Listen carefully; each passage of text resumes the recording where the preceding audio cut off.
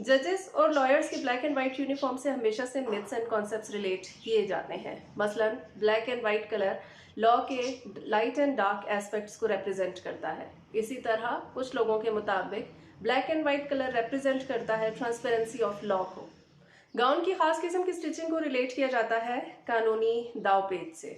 इसकी बैक पे मौजूद प्लीट्स को रिलेट किया जाता है कानून के रास्ते में या इंसाफ की फराहमी में पेश आने वाली मुश्किलात से। कॉलर को रिलेट किया जाता है हजरत मूसा अलैहिस्सलाम को दी जाने वाली 10 कमांडमेंट्स के 2 स्टोन से।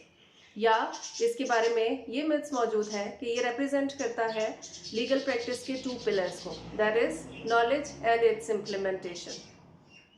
हेलो एंड अस्सलाम वालेकुम, this is me Afsha Nasir advocate. आज हम बात करेंगे कि lawyers black and white uniform क्यों पहनते हैं और इन मिथ्स की हकीकत क्या है। लॉयर्स और जजेस के पहने जाने वाले सूट्स और रोब्स की रूट्स ब्रिटिश हिस्ट्री में मिलती हैं। 13वीं सेंचुरी के आगाज में एडवर्ड III ने लॉयर्स और जजेस के लिए मखसूस ड्रेसेस डिज़ाइन करवाए ताकि वो रॉयल कोर्ट्स को अटेंड करें। ये बहुत ही मॉडर्न लाइंस पर बनवाए गए। उस ज़माने में वेल्थी नोबल्स और रॉयल फैमिली के मेंबर्स बहुत ही ब्राइटली कलर्ड ड्रेसेस मसलन मरून, रेड और पर्पल का इस्तेमाल करते थे।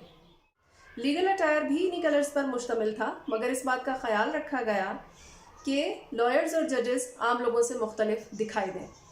आमतौर पर इन गाउन्स या रोब्स को गोल्डन एम्ब्रॉयडरी और फर से एम्बेलिश भी किया जाता रहा। 16वीं सेंचुरी के मिड में प्रीवी काउंसिल ने ये रूलिंग दी कि लॉयर्स सोसाइटी में अपने मकाम के हिसाब से ड्रेसअप होंगे और वो एक लंबा रोब न सिर्फ कोर्ट्स में बल्कि आम पब्लिक प्लेसेस पर भी पहनेंगे। इस तरह लॉन्ग फुट लेंथ गाउन्स वकला के ड्रेस कोड का हिस्सा बने। 16वीं सेंचुरी के एंड में at the demise of Charles II funeral में शामिल होने वालों के लिए खास किस्म के मॉर्निंग गाउन्स डिजाइन किए गए जिनकी बेल स्लीव्स और प्लीटेड शोल्डर्स थे। उस वक्त भी लॉयर्स को अलहदा दिखाने के लिए उनकी रोब्स को डिफरेंटली डिजाइन किया गया।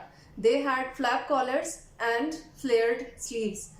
The robes were in black colour. ये मॉर्निंग रोब्स या मातमी अटायर था, इसलिए इसको ब्लैक कलर में बनाया गया और इसकी शक्ल प्रेजेंट डे लॉयर्स रोब से बहुत मिलती जुलती है। इसकी मखसूस डिजाइनिंग सिर्फ इस मकसद से की गई ताकि मूवमेंट में आसानी हो। इस डिजाइनिंग का कोई भी ताल्लुक रोब्स के बारे में पाई जाने वाली किसी भी मिथ से नहीं है। एक और आम तासुर जो कि उस वक्त पहने जाने वाले कलर्स पर्पल, मरून और ब्लैक के बारे में है वो ये है कि उस वक्त readily available colours purple, maroon और ब्लैक ही थे। पर्पल और मरून ज़्यादातर रॉयल फैमिली और नोबल्स के इस्तेमाल में रहा, इसलिए लीगल अटायर को उससे डिफरेंट करने के लिए ब्लैक कलर में डिज़ाइन किया गया। उस ज़माने में मॉडर्न अटायर की ज़रूरत को महसूस करते हुए लेटेस्ट लाइंस के ऊपर सूट्स को डिज़ाइन किया गया जो कि प्रेजेंट डे सूट से बहुत मिलते जुलते थे। 19वीं सेंचुरी में इन मॉडर्न सूट्स को फैशनेबल लोगों ने बहुत खुशी से अडॉप्ट किया और old ruffled collars, ruffled sleeves और bright colours out of fashion हो गए।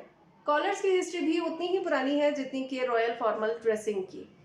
कॉलर्स न सिर्फ मर्द बल्कि ख़वातीन के फॉर्मल ड्रेसिंग का भी एक लाजमी हिस्सा रहे। कॉलर्स की शक्ल भी ज़माने के साथ तब्दील होती रही। Ruffled collar, lace collar, round collar, layered collars हमेशा से फैशन में रहे। इन लेयर्स के नीचे एक फ्लैट बैंड हमेशा से पहना जाता था ताकि वो बाकी ड्रेस के मुकाबले में कॉलर्स को अलहदा रखे। उस फ्लैट बैंड की शक्ल प्रेजेंट डे लॉयर्स कॉलर से बहुत मिलती जुलती थी। इसकी लेंथ में, इसकी शेप में तब्दीली आती रही, मगर कॉलर हमेशा से गले के आगे या पीछे बंद किया जाता था और 2 हिस्सों पर मुश्तमिल होता था। मोनार्क्स और वेल्थी नोबल्स के फॉर्मल ड्रेसिंग का हिस्सा विग्स भी थी।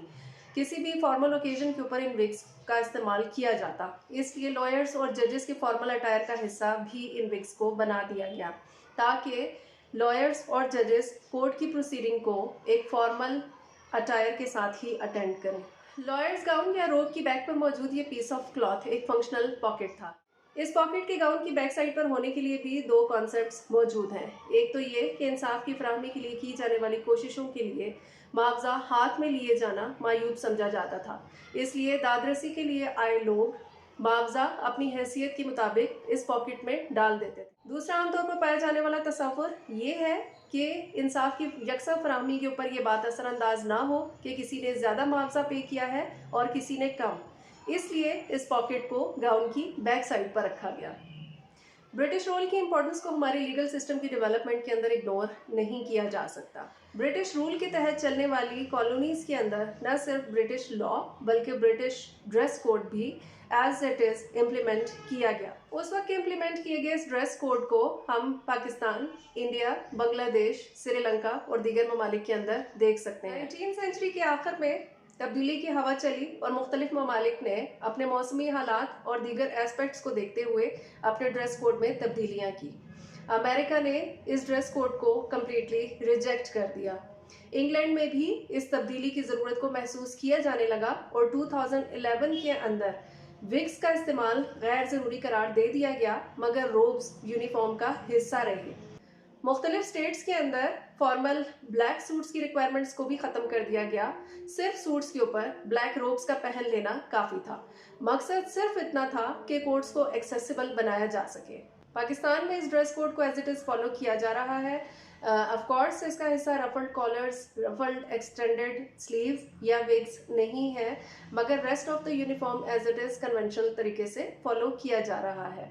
ब्लैक रोब्स या लॉन्ग गाउन्स गर्मियों में पहने नहीं जाते, वो यूनिफॉर्म का हिस्सा नहीं। बहुत से लोग इस स्कूल ऑफ थॉट को बिलोंग करते हैं कि पाकिस्तान का मौसम या पाकिस्तान की ज्योग्राफी ऐसी नहीं है कि ब्लैक कोट या ब्लैक सूट ही को कंटिन्यू किया जाए, मगर ये क्योंकि एक फॉर्मल अटायर है इसलिए बहुत से लोग इस स्कूल ऑफ थॉट को भी बिलोंग करते हैं कि इस ही वजह से कोर्ट का डेकोरम मेंटेन किया जा सकता है और फॉर्मली कोर्ट के अंदर प्रेजेंट होना कोर्ट की ग्रेस में इजाफा करता है। तो ये थी लॉयर्स के यूनिफॉर्म की हिस्ट्री और उसकी एवोल्यूशनरी ग्रोथ, इसके बारे में पाई जाने वाली मिथ्स और उनकी reality. Hopefully you find this video informative as well.